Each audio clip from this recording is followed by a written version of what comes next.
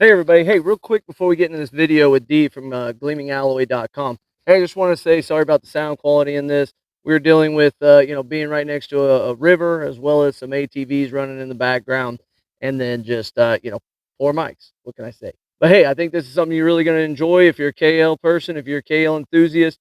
D is definitely one of those, and what he's coming out with for mods on the KL, they're incredible. And hey, make sure you check out gleamingalloy.com. There'll be a link in the description below. And hey, that lift that he's starting to sell, that thing's something else. All right. Hey, hope you enjoy. All right. Hey, how's it going out there? Hey, welcome back to Moot Scale Adventure. Hey, I wanted to do a quick rig walk around with D Proni over here.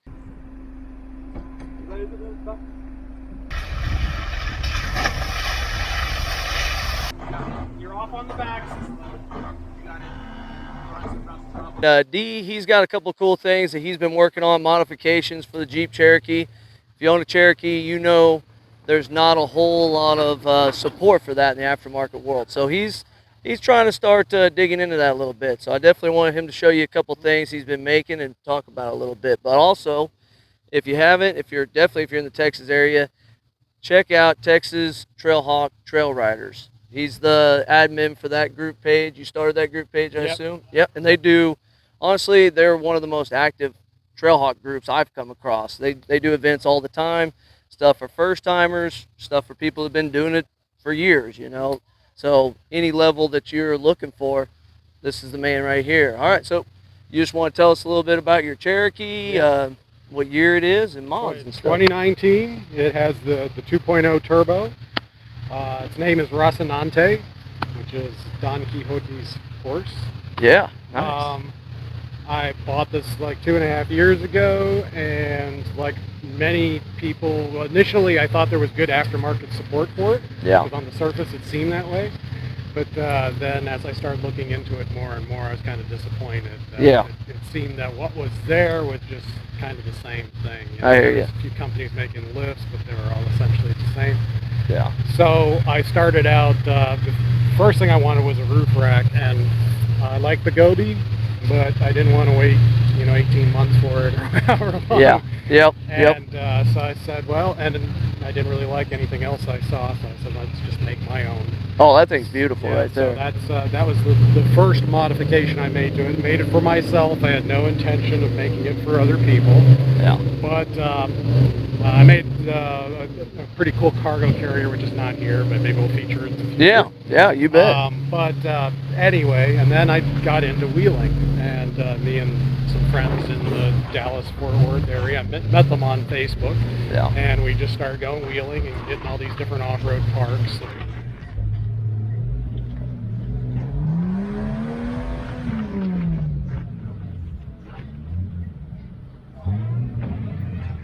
And we started the Texas Trailhawk Trail Riders. And I got a fair amount of experience doing that, and I started to discover, various weaknesses in the platform. Yeah. And one of the biggest ones that really aggravated me was the rear control arms. Yeah. Because we were snagging them on rocks, we were popping the bushings. Anyone who's done any kind of hardcore wheeling has popped a bushing on one of those things. And we even, I even bent one. Yeah. At that off-road park I told you about. Yeah. SWR, got hung up on some rocks and powered my way out of it, but literally bent the arm. When I was driving home, I was like, crab walking all the way home. Oh, yeah, I've done that before. What's wrong? Yeah. And but I've seen people in front of me grab the rocks. I've seen the control arms twist. They look like they're just going to rip right off the vehicle. So I started thinking about it, and that's how I came up with the idea to redesign the control arm. Okay. And so it's been in my head for like 1.5 years. I started working on it about this time last year. Yeah. And started working with a company to do all the cutting and bending for me. Okay. And then, and I could do the final assembly and welding and stuff. Yeah. So I went through a few iterations on designs and started actually testing them last October. Second one, I probably have I do have a little over 6,000 miles on it. Okay, that's good. Testing on it. And did some, fairly hardcore wheel. Go. Be careful. Okay. Driver's side is about to come down. Street a little slow. All right. Purposefully seek out rocks and try to hit them and that sort of thing. Coming up.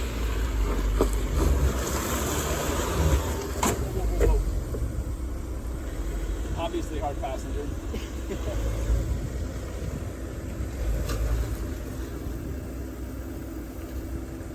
Thank you for making it.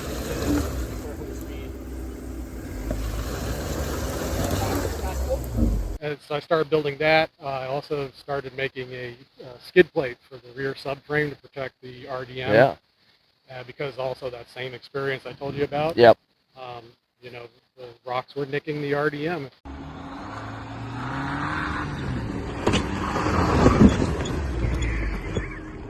Yeah. And taking little chunks of aluminum out of it. Yeah. And also the subframe, where the toe control arms mount. Hit that, bent it really bad on here. Yeah. And so I built what I call the rear subframe skid plate. It's a big thing. It covers the entire area behind your fuel skid plates. Nice. And it's pretty complicated because it has to mount to both the body and the subframe. Yeah. And the subframe is connected to the body by rubber mounts, so it actually moves independently. Yeah. So my mounts have rubber in them, and they move independently Nice. too. That's actually been working on that the longest. And so I got that running here too. And then other people saw me do this, and I have another skid plate that's not on this, but it's for the front to protect those flex pipes. Okay. I don't have that issue because I have the 4-cylinder. Oh, yeah. But the V6s, they have those flex pipes hang down, and I've had plenty of buddies just tear them off on rocks. And that one's kind of a little bit on the back burner right now because I'm having issues with finding the best way to mount it. Yeah. But I'll come back to that. Yeah. And I also have Grand Cherokee friends designed and built a rear diff skid plate for Grand Cherokee, and that one's very nice. on the verge of the installs too. You gotta have that protection, that's for sure.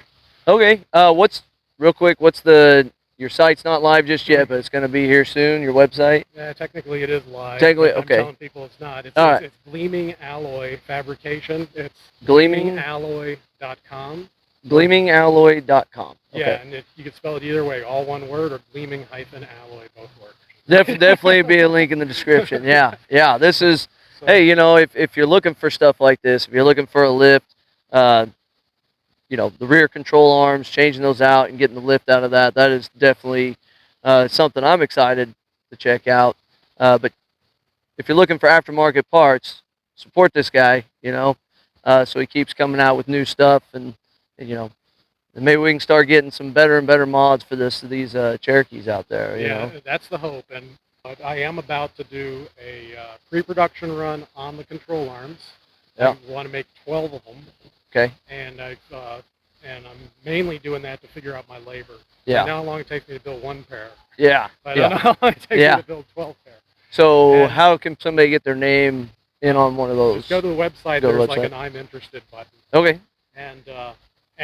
And basically, the target price range for the control arms is between $500 and $600 a pair. So that's total. There you go. Yeah.